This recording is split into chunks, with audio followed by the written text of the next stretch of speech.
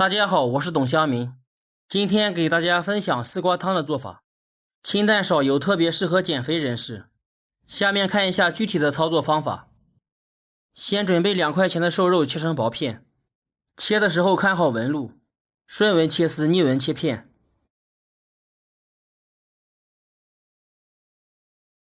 切好以后加入清水清洗一下，不想洗的可以忽略。洗好以后攥干水分，方便下一步腌制。先加入少量提前泡好的葱姜水，抓拌至肉片吸收。做汤菜千万别放料酒，料酒需要有足够高的温度挥发。加入少量的盐和胡椒粉，加入1/5个蛋清，顺一个方向搅拌，搅拌至肉片有一点发黏为最佳效果。加入少量生粉，给肉片穿一层衣服。生粉和淀粉还是有所区别的，具体有什么区别，大家可以去调料店咨询老板。准备2根歪瓜裂枣的丝瓜，切头去尾，把丝瓜的衣服脱掉。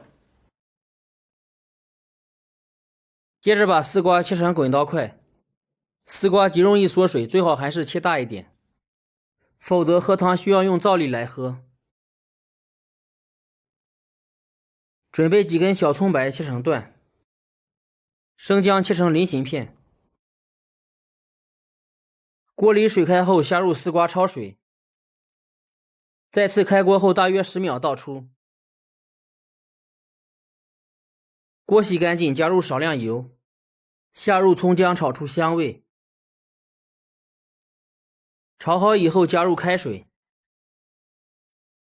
开锅后下入丝瓜。调味只需要放盐和胡椒粉，胡椒粉有少许辛辣味，介意的也可以不放。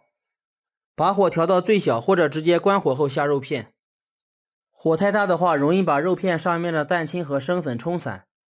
下锅以后轻轻扒拉2下，防止粘连。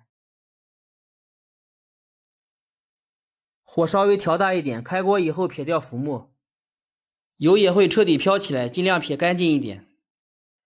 肉片完全飘起后，下入少量虾皮，开大火冲一下，然后关火出锅。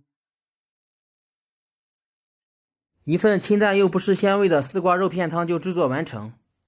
这段时间比较干燥，有时间的话可以做给家里人喝。喜欢的朋友可以点赞和关注我。明天见。